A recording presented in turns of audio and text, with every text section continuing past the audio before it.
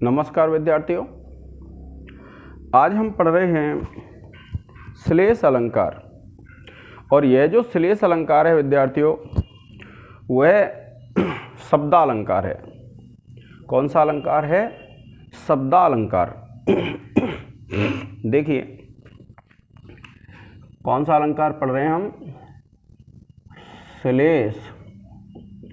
और ये जो है विद्यार्थियों श्लेष शब्दालंकार है, आपको ध्यान रखना है। कौन सा है? शब्दालंकार। और ये जो श्लेष है इसका लक्षण दिया है विद्यार्थियों श्लिष्टैः। आप इसका लक्षण लिखेंगे तो लक्षण है विद्यार्थियों श्लिष्टैः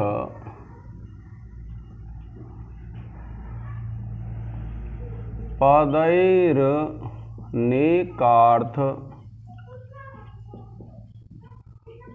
विधाने। श्लिष्टैः पदैरनेकार्था विधाने।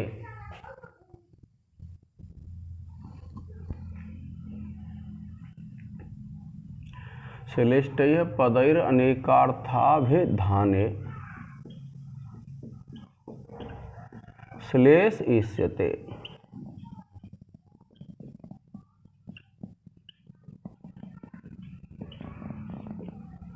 यह है विद्यार्थियों कौन सा लक्षण है? श्लिष्टैः पदैरनेकार्थाभिधाने विधाने श्लेष इष्यते। इसका अर्थ है विद्यार्थियों अर्थात श्लिष्ट पदों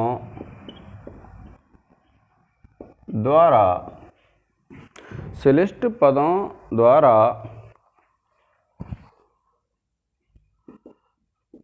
अनेक अर्थों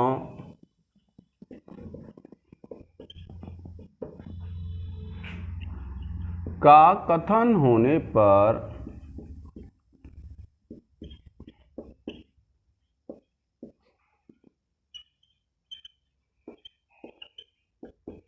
श्लेष अलंकार होता है।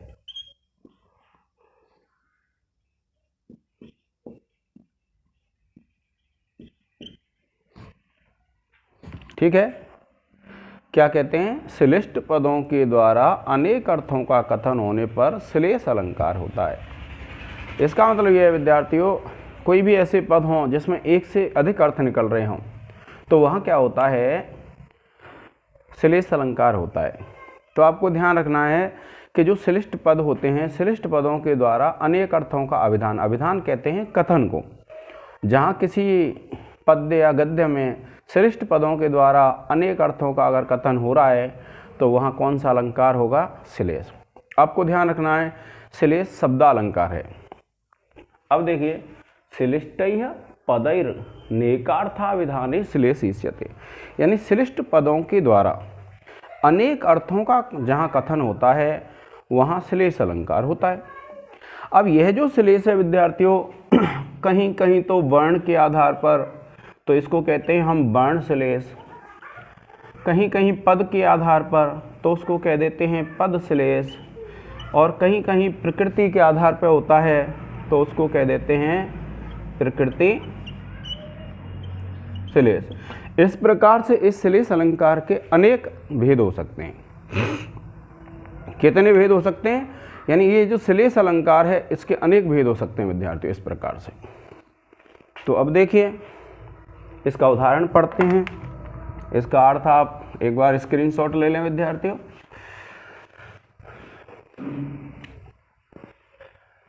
अब देखिए जैसे उदाहरण है, जैसे आप लिखेंगे उदाहरण, ठीक है। और उदाहरण है विद्यार्थियों प्रतिकूलताम उपगते ही विधौ। उदाहरण है विद्यार्थियों प्रतिकूलताम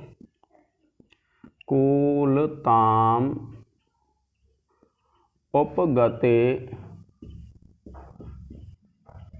ही विधौ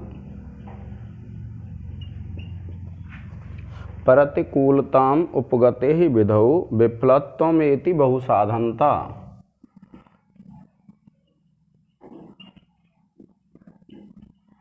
विफलत्वमेति बहुसाधनता।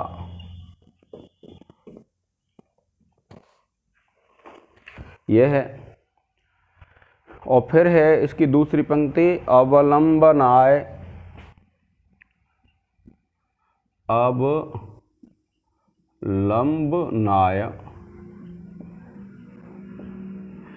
अवलंबनाय दिन भरतुर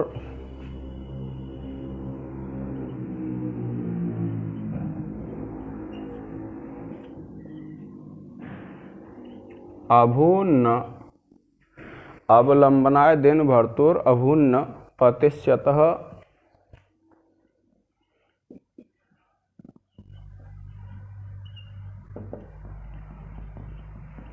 कर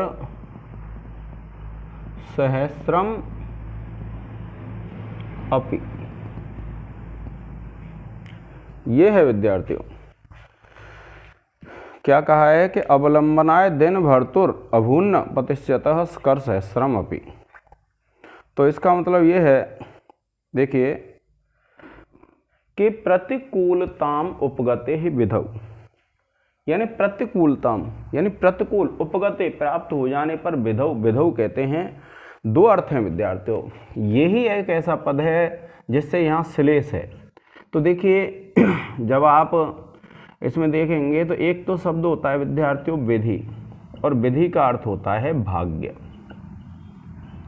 और एक अर्थ होता है इसका विधु, और विधु का अर्थ होता है विद्यार्थियों चंद्रमा। ठीक है। तो ये क्या कहते हैं कि प्रतिकूलताम उपगते ही विधौ, यानी पहला अगर हम अर्थ लें तो भाग्य, यानी प्रतिकूलताम उपगते ही विधौ, अर्थात भाग्य के विपरीत हो जाने पर विफलत्वमेति बहुसाधनता, कि जो बहुसाधनता है, बहुसाधनता यानी बहुत से भी साधन क्या है, विफल हो जाते हैं। यानी जब व्यक्ति का भाग्य विपरीत होता है तो उसके सभी साधन क्या है, विफल हो जाते हैं। और अवलंबनाय दिन भरतुर, अवलंबनाय अवलंबन के लिए, सहारे के लिए, दिन भरतुर दिन का जो स्वामी है अर्थात जो सूर्य है, पतिष्यत अभूत न नहीं हुए, पतिष्यतः कर सहस्त्रम अपि, यानी जो हजारों किरणें थीं जब वह अस्त हो रहा था सूर्य, और प्रतिकूल दूसरा अर्थ इसमें आएगा विद्यार्थियों चंद्रमा। तो जब अवलंबनाय दिन भरतुर, यानी दिन का जो स्वामी है सूर्य, उसको सहारा देने के लिए अभूत न नहीं हुए, पतिष्यतः कर सहस्रम अपि, यानी जो गिरता हुआ सूर्य था उसको सहारा देने के लिए उसके हजारों हाथ, अर्थात कर का मतलब होता है किरण, उसकी हजारों किरणें भी सहायक नहीं हुई। तो इसमें यह बताया गया है, पहला अर्थ देते हैं भाग्य का, कि भाग्य के प्रतिकूल होने पर जो अनेक साधन हैं वो असफल हो जाते हैं, और अवलंबनाय दिन भरतुर अभुन्न पतिष्यतः कर सहस्रम अपि, और गिरते हुए अर्थात जब प्रतिकूल चंद्रमा उत्पन्न हो गया तो जो छिपता हुआ सूर्य था उसको सहारा देने के लिए हजारों किरणें भी उसकी सहायक नहीं हुई। तो इसमें दो अर्थ है, एक तो अर्थ है भाग्य के अर्थ में और दूसरा अर्थ है चंद्रमा के अर्थ में। तो भाग्य के अर्थ में तो यह है कि जब भाग्य विपरीत हो जाता है तो व्यक्ति के सभी जो साधन हैं वो विफल हो जाते हैं, और दूसरा है चंद्रमा के अर्थ में कि जब सूर्य के प्रतिकूल दिशा में चंद्रमा उदित हो जाता है तो उसकी जो हजारों किरणें हैं वे किरणें भी उसको सहारा नहीं दे पाती हैं, किसको, सूर्य को। तो इस प्रकार से विद्यार्थियों यहाँ क्या है, देखिए ये जो विधु है और विधौ है, जब इनको सप्तमी विभक्ति बनाते हैं तो दोनों की सप्तमी क्या बनती है, विधौ।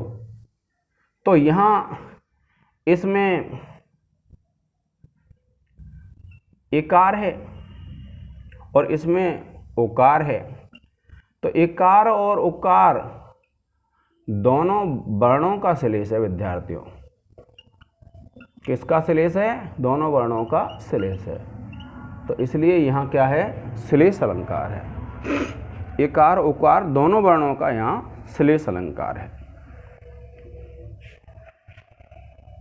आप इसका एक स्क्रीनशॉट ले लें। जब आप लिखेंगे तो आप लिखेंगे ये जो विधौ शब्द है इसमें विधि और विधु दोनों ही वर्ण औ रूप में सप्तमी में प्राप्त हो जाते हैं। मैं लिखा देता हूँ विद्यार्थियों इसको।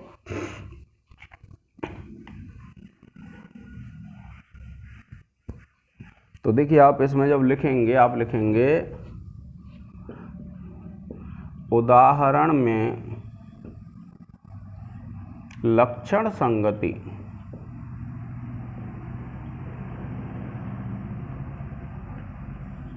और उदाहरण में जब लक्षण संगति लिखते हैं तो आप लिखेंगे कि या इस उदाहरण में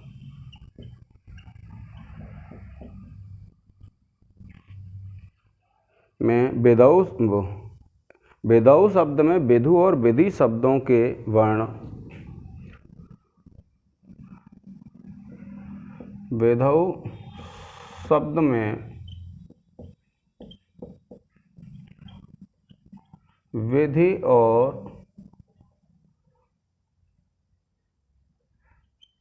विधु, विधि और विधु शब्दों के वर्ण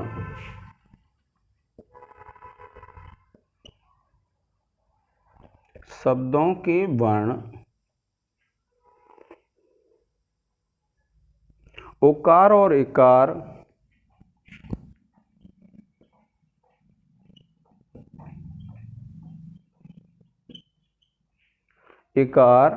औकार के रूप में आ गए हैं।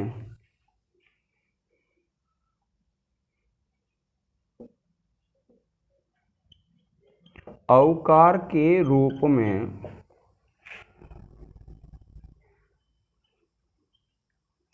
आ गए हैं, अतः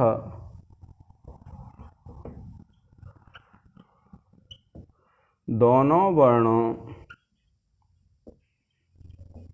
का श्लेष है।